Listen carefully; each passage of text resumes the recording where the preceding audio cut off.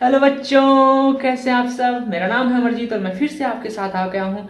जैसा कि मैंने वादा किया था कि मैं आपको एक दिन की छुट्टी के बाद एक नए एनर्जी के साथ मिलूंगा, मैं फिर से आ गया हूँ। मैंने 4 दिन का इंग्लिश कवर किया। आज हम विज्ञान पढ़ेंगे।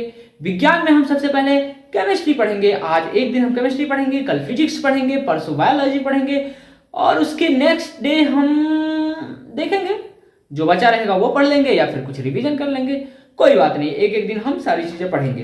तो हम बिना टाइम गवाए केमिस्ट्री से शुरू करते हैं। तो बात उस समय की है जब हम लोग आदिमानव थे। वैसे हम नहीं थे, हमारे पूर्वज थे, वो आदिमानव थे। उन्होंने कुछ चीजें खोजनी स्टार्ट कर दी थी। जब वो गुफाओं में रहते थे तो पत्थरों के बर्तनों में खाते थे, पत्थरों से शिकार करते थे और फिर धीरे धीरे करके वो मिट्टी के बर्तन यूज करने लगे और फिर उनकी जिंदगी में आया एक धातु और फिर उन्होंने धातुओं का उपयोग करना सीख लिया। धीरे धीरे उन्होंने बहुत सारी कीमती, बहुत सारी मजबूत धातुओं का इस्तेमाल करना सीख लिया। बहुत सारी धातुओं को खोज निकाला। कुछ उन्होंने नदियों से खोजा, कुछ पहाड़ों से खोजा, कुछ पर्वतों से खोदा और कुछ जमीनों से। तो इस प्रकार उनके पास बहुत सारी धातु, लेकिन उनमें से कुछ ऐसे भी लोग थे जो मिक्स करके कुछ नई चीजें बनाना चाहते थे, जो बहुत मजबूत हो, जो टिकाऊ हो और सीधी बात बोलूं तो जो उपयोगी हो उनके लिए। ठीक है, तो उन्होंने कुछ धातुओं को मिक्स किया और फिर नई चीजें बनाई। वैसे मैं आपको बता दूं कि मैं केमिस्ट्री पढ़ाने आया हूं, इतिहास नहीं। आप लोग डरिए मत, मैं इतिहास नहीं पढ़ाऊंगा, मैं केमिस्ट्री पढ़ाने आया हूं और मैं हिंदी पढ़ा के जाऊंगा। ओह, मैं हिंदी भी पढ़ाने आया हूं। मैं हिंदी जानबूझ के बोला, मुझसे गलती नहीं हुई है। मैं हिंदी भी पढ़ाने आया हूं और आप लोगों को थोड़ी ही देर में पता चल जाएगा कि मैं हिंदी क्यों पढ़ाने आया हूं। ठीक है, हम शुरू करते हैं सबसे पहले कि हम उन्हें जो कुछ भी मिला था, उन्हें जो धातुएं मिली थी, जो कुछ गैसेस भी मिले थे उन्हें, कुछ पहाड़ों और पर्वतों से और भी चीजें मिली थी जिनमें चूना था। तो हम यहीं से शुरू करते हैं। चूने को हमने पानी में भिगो दिया और वो चूना पहले ज्वलनशील था, पहले बहुत खतरनाक था, हमारे हाथ जला देता था। अब वो बूझा चूना हो गया, जिसको कुछ लोग, खैर आगे बढ़ते हैं। अच्छा, हमारे पास एक समस्या ये है कि हम चूने को चूना लिखेंगे, फिर पानी लिखेंगे प्लस लगा के, ऐसा तो लिख नहीं सकते।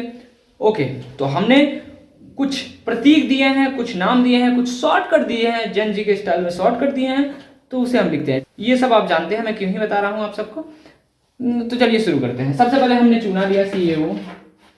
ठीक है, इसमें हमने पानी ऐड कर दिया। आपके हिसाब से जितनी भी पानी जरूरत पड़ेगी हमने ऐड कर दिया और फिर हम देखते हैं कि क्या बनता है।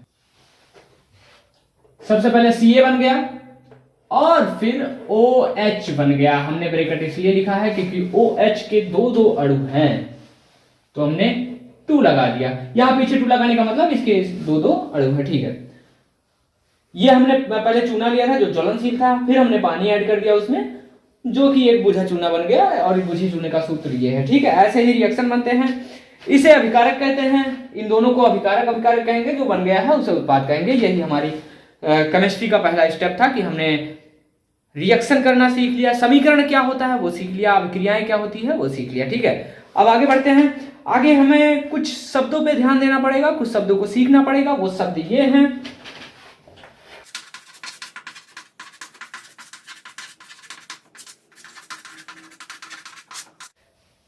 तो इस तरह से संयोजन है, वियोजन है, विस्थापन है। संयोजन, वियोजन, विस्थापन, मैंने कहा था आपको मैं हिंदी पढ़ा के जाऊंगा और मैं हिंदी आपको पढ़ा रहा हूं। अगर आप इसका मतलब जान लेंगी तो आपके लिए केमिस्ट्री समझना और भी आसान हो जाएगा, रसायन विज्ञान समझना और आसान हो जाएगा। तो चलिए शुरू करते हैं, एक एक करके हम सारी चीजें समझेंगे। पहले संयोजन है। संयोजन का मतलब वो होता है जब हम कोई दो मॉलिक्यूल, दो धातुएं, गैसें और धातुओं या गैसों को जोड़ते हैं और उसमें से कुछ नया चीज और बन जाता है। वो तो बनता है, वो बदलता है, उसके परमाणु अणु बदल कर दूसरी चीजें बन जाते हैं, लेकिन उसके साथ कोई और चीज जुड़ जाता है, संयोजन कहते हैं। संयोजन मतलब जुड़ना। ये चीज आप अपने माइंड में बिठा लीजिए। आपको एक पूरी शायद इसकी डिफिनेशन लिखने को आ जाए पेपर में और ये डेफिनेटली आएगा। ठीक है, संयोजन का अर्थ बताइए, संयोजन का मतलब बताइए, संयोजन अभिक्रियाएं क्या होती हैं, इसी प्रकार से पूछा जाएगा। ठीक है, तो संयोजन अभिक्रियाएं वो अभिक्रियाएं होती हैं जिनमें 2 परमाणुओं या 2 अणुओं को मिलाया जाता है और नया उत्पाद बनाया जाता है। 2 अभिकारकों को मिलाया जाता है और नया उत्पाद बनाया जाता है। उत्पाद बनने के बाद कुछ नई चीजें जो हमने कभी जोड़ी नहीं थी वो भी हमें प्राप्त होती हैं, वही होता है संयोजन अभिक्रिया। ठीक है, हमने चूना मिलाया था और पानी मिलाया था, मतलब चूने और पानी को आपस में मिलाया था। फिर हमें मिला था बुझा चूना। अच्छा, जब हम चूने और पानी को मिलाएंगे तो वो उबाल करेगा, उबलेगा एक तरह से, और फिर उसमें से कुछ चीजें निकलती हैं, वो होती हैं उष्मा। लेकिन उष्मा तो हमने मिलाया नहीं था, हमने तो हीट दिया नहीं था उसे, फिर उष्मा कहाँ से निकली? यही होती है संयोजन अभिक्रिया। जब हम कुछ मिलाते हैं लेकिन उसके बावजूद भी बहुत सारी चीजें निकलती हैं या कुछ एक चीजें निकलती हैं, उसे हम संयोजन अभिक्रिया कहते हैं। वियोजन अभिक्रिया ठीक इसका उल्टा होता है। जब हम दो चीजें मिलाते हैं और उसमें से कुछ चीजें अलग हो जाती हैं, हमेशा के लिए दूर चली जाती हैं, बाहर चली जाती हैं, वाष्पित हो जाती हैं, तो वो वियोजन अभिक्रिया होती है। वियोजन अभिक्रिया का एक एग्जांपल देख लेते हैं। ठीक है, ये एक वियोजन अभिक्रिया है।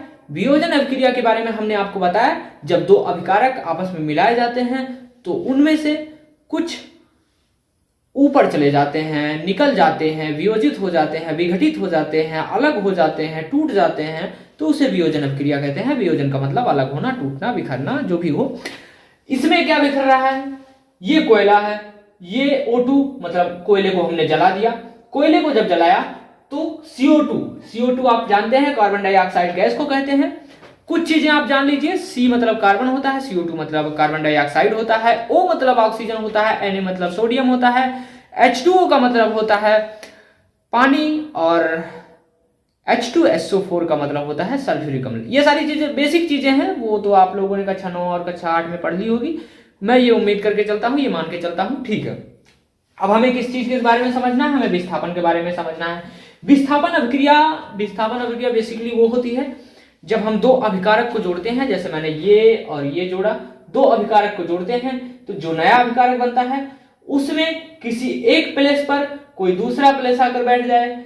चलिए इसका ही उदाहरण देखते हैं। सबसे पहले हम एक समीकरण लेते हैं, Pv प्लस CuCl।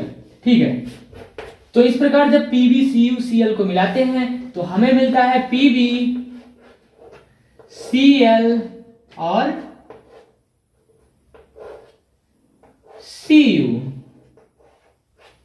यहां Cl2 मिलता है, कोई बात नहीं, वो हम आपको बाद में बताएंगे। PbCuCl को मिलाते हैं तो इसके स्थान पर क्या होता है? विस्थापित होता है। क्या विस्थापित होता है? जो CuCl हमारा अभिकारक है, ये यहां PbCl बन गया, Cu के स्थान पर Pb बैठ गया जाके। यही होता है विस्थापन होना, यही होता है विस्थापित होना, और यही होता है विस्थापन अभिक्रिया। ठीक है, अब आप सोच रहे होंगे सर यहाँ Cl2 कैसे आ गया, यहाँ तो Cl ही है। तो हम चलिए दूसरे टॉपिक पर चलते हैं जिसका नाम है समीकरण संतुलन। हम समीकरण संतुलन करना सीखते हैं। Pb के एक अणु है, Pb मॉलिक्यूल के एक अणु है, Pb मॉलिक्यूल के एक अणु है, मतलब समीकरण यहाँ पर Pb के लिए संतुलित है। हम इसमें देखते हैं Cu एक है, Cu एक है, मतलब ये भी बराबर है, लेकिन यहाँ Cl एक है, यहाँ Cl2 है, जैसे आपने कहा भी। तो हम क्या करते हैं, इसको भी दो बनाते हैं। कैसे? यहाँ पर दो लगा के, इस तरह हमने दो, इस अभिकारक में कॉपर क्लोराइड हमने 2 गुना बढ़ा दिया। ठीक है, अब यहाँ हम 2 Cu मिल गया हमें, लेकिन यहाँ Cu है, क्लोराइड तो हमें सेम मिल गया, क्लोरीन तो हमें सेम मिल गया, लेकिन कॉपर हमें एक ही मिला। तो एक काम करते हैं, हम इसे भी 2 बना देते हैं। इस प्रकार हमारा संतुलित हो गया। एक एक करके देखते हैं, जैसे भी जब भी हमें एक क्वेश्चन में आएगा, जब एग्जाम में आएगा संतुलित करने के लिए, तो हम सबसे पहले इसको देखेंगे। सबसे पहले पहला देखेंगे, पहला मॉलिक्यूल देखेंगे, उधर वाले मॉलिक्यूल से मिलाएंगे, नहीं मिलेगा तो आगे 2 लिख के मिलाएंगे, अगर मिल जाएगा तो जो भी चेंजेस आएंगे फिर उसे देखेंगे, उसे उधर 2 लगा देंगे, जैसे भी बैलेंस होता है आप बैलेंस कर लेंगे। I hope, I believe you. ठीक है, अब आगे बढ़ते हैं। आगे एक शब्द है आपका अपचयन और उपचयन। यही 2 चीजें हम पढ़ते हैं, हमारा रासायनिक अभिक्रिया पाठ समाप्त हो जाएगा। ठीक है,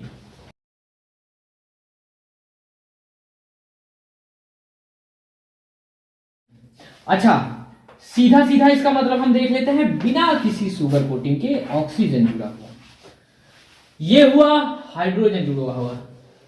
जब किसी अभिक्रिया में अभिक्रिया समाप्त होने के बाद हाइड्रोजन जुड़ा हुआ मिलता है तो उसे अपचयन अभिक्रिया कहते हैं। जब उसी अभिक्रिया में ऑक्सीजन जुड़ा हुआ मिलता है तो उसे उपचयन अभिक्रिया कहते हैं। अच्छा, हम देखते हैं ये भी है कि अगर इसमें ऑक्सीजन जुड़ रहा है तो इसमें हाइड्रोजन जुड़ रहा है तो इसमें ऑक्सीजन माइनस होगा, इसमें ऑक्सीजन जुड़ रहा है तो इसमें हाइड्रोजन माइनस होगा, मतलब निकलेगा। जिस अभिक्रिया में से हाइड्रोजन, अब थोड़ा सा डिफिकल्ट कर देते हैं इस चीज को, अगर मैं पहले ऐसे बताता तो शायद आपके लिए डिफिकल्ट होता, लेकिन अगर आपको याद नहीं हो पाता ये चीजें जो मैं अभी बताने जा रहा हूं, तो आप बस इतना ही ध्यान रखिएगा, हाइड्रोजन का जुड़ना किसी समीकरण में अपचयन कहलाता है और ऑक्सीजन का जुड़ना किसी समीकरण में उपचयन कहलाता है। इतना भी अगर आप लिख देंगे तो आपको नंबर मिल जाएगा। ये बहुत बहुत बहुत बड़ी बड़ी चीजें हैं, आपको 3-3 नंबर दिला सकती हैं बस इतना ही लिखने से। हाइड्रोजन का जुड़ना किसी समीकरण में अपचयन और ऑक्सीजन का जुड़ना किसी समीकरण में उपचयन कहलाता है। लेकिन थोड़ा सा अगर आप और बढ़ाना चाहें, अगर आपका माइंड इतना तेज है तो आप और बढ़ा सकते हैं। हाइड्रोजन का जुड़ना और ऑक्सीजन का निकलना अपचयन कहलाता है, ऑक्सीजन का जुड़ना और हाइड्रोजन का निकलना किसी भी समीकरण में, किसी भी रिएक्शन में उपचयन कहलाता है। ठीक है, इस प्रकार से हमारा ये चैप्टर खत्म हुआ। नेक्स्ट चैप्टर आपका है क्षार एवं अम्ल पर। क्षार और अम्ल हम अब सीखने जा रहे हैं। क्षार और अम्ल क्या होता है?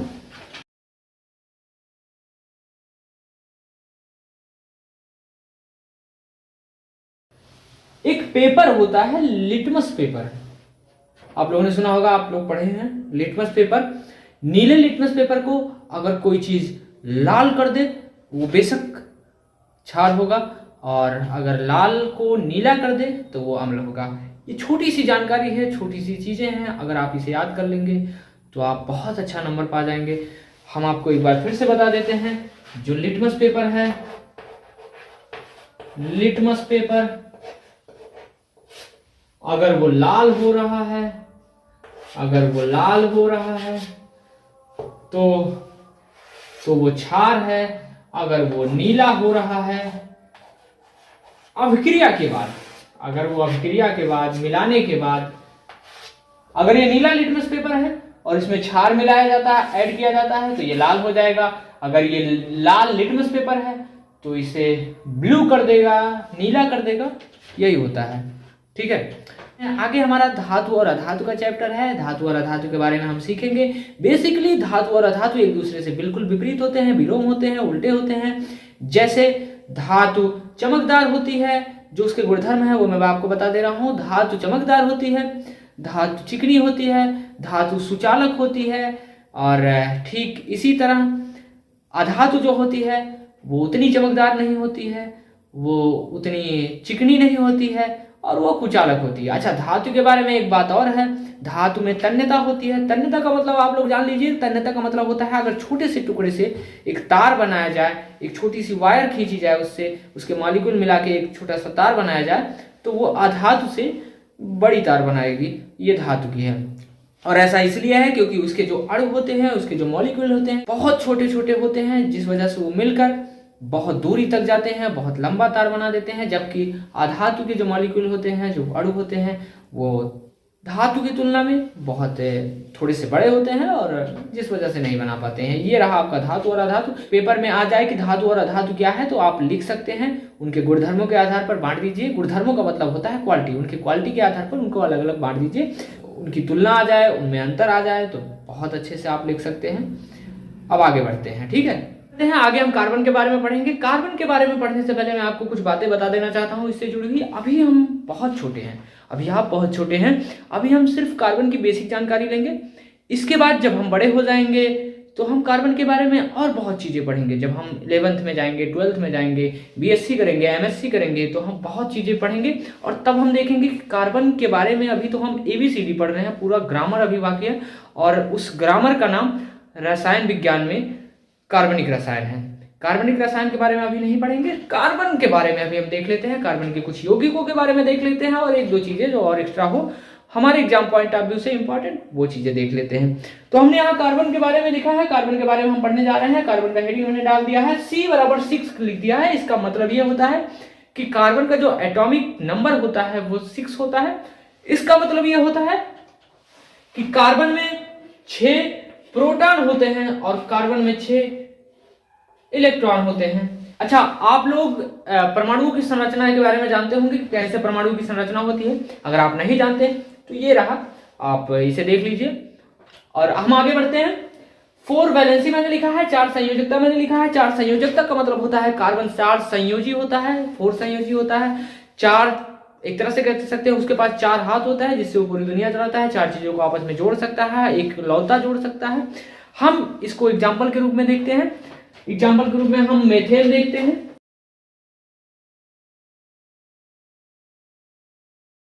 मेथेन का फॉर्मूला CH4 है। CH4 किस तरह से बंध बनाता है, हम C ले लेते हैं और H4 मतलब H 4 बार लेना है। C हमने कहा C 4 बंध बनाता है तो 4 बार C भी लेना है और 4 बंध बनाएगा, 4 बंध H के साथ बना देगा। ठीक है, ये CH4 हो गया। अच्छा, हम यहाँ हाइड्रोजन और कार्बन के कुछ संतृप्त संयोजन के बारे में देख रहे हैं। इसके अलावा भी ये बहुत सारी चीजें जोड़ता है, जैसे CO2 हो गया जहाँ डबल बॉन्ड बनाता है, कई जगह ट्रिपल बॉन्ड बनाता है। तो ये सारी चीजें बहुत बड़ी बड़ी बातें हो गई। अभी आप बस इतना ही जान लीजिए कि कार्बन वाकई में है क्या, और कुछ फॉर्मूले हैं जो और मैं आपको लिखवा दे रहा हूं।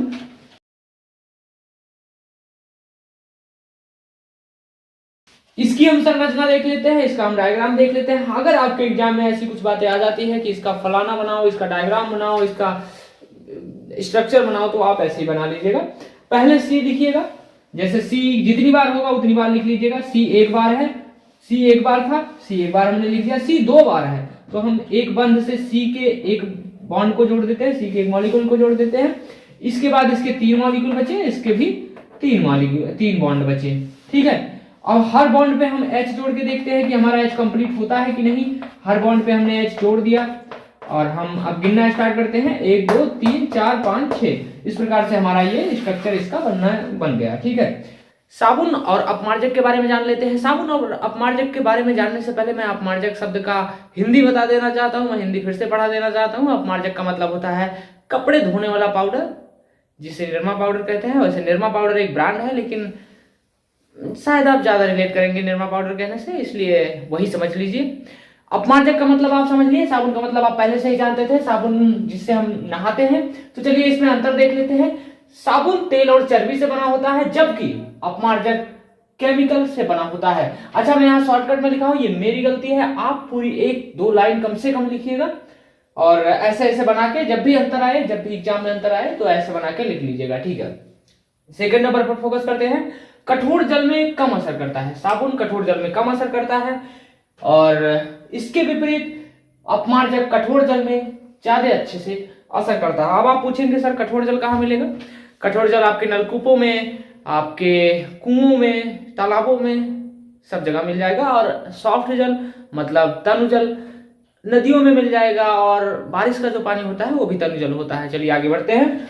आगे है झाग और परत बनाना। ये बहुत सारा झाग देता है, जो साबुन होता है वो बहुत सारा झाग देता है, और जब साबुन के जो झाग होते हैं उस पे हम देखते हैं तो मैल ऊपर बैठ जाती है उसके, जबकि जो हमारा अपमार्जक होता है, जो हमारा डिटर्जेंट पाउडर होता है, वो मैल को धोता है, और जब वो कपड़े धोता है तो उसमें इतनी तरह ताकत होती है कि वो मैल को पानी में घुला देता है। ठीक है, बेसिक जानकारी इसकी यही थी।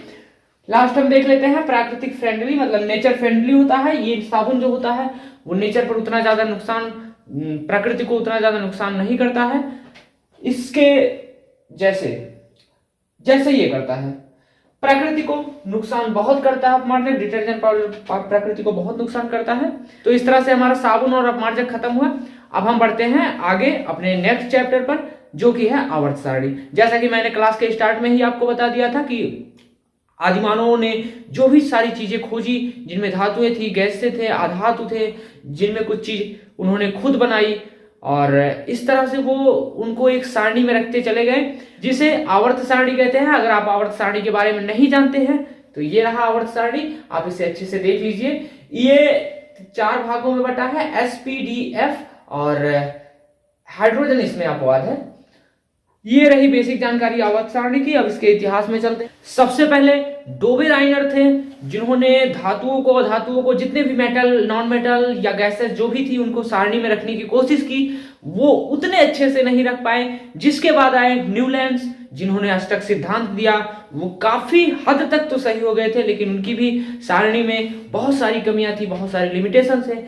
फिर आते हैं मेंडलीफ ने बहुत सारी तत्वों को इस तरह से सजाया, इस तरह से रखा सारणी में, इस तरह से एक तरह से कह सकते हैं सजाया ही, जिससे आने वाले तत्वों की जिनके बारे में खोजा ही नहीं गया था उनके बारे में भी कल्पनाएं करना, उनके बारे में भविष्यवाणियां करना आसान हो गया। और फिर उसी आवर्त सारणी को हमारे विद्वानों ने, हमारे वैज्ञानिकों ने, जो उस समय के समझदार थे, उन्होंने मॉडर्न तरीके से रखा, मॉडर्न तरीके से बनाया, फिर से रिक्रिएट किया, जिसको हम मॉडर्न पीरियोडिक टेबल या आधुनिक आवर्त सारणी कहते हैं। मेंडलीव की आवर्त सारणी और आधुनिक आवर्त सारणी यही मेन है, यही आपको पढ़ना है। 11th-12th में भी यही पढ़ना है। और हम बेसिक जानकारी जान लेते हैं। ये रहा हमारा इतिहास, और इस तरह से हमारा आवर्त सारणी का भी चैप्टर खत्म हुआ और इस तरह से हमारा रासायनिक विज्ञान भी खत्म हुआ।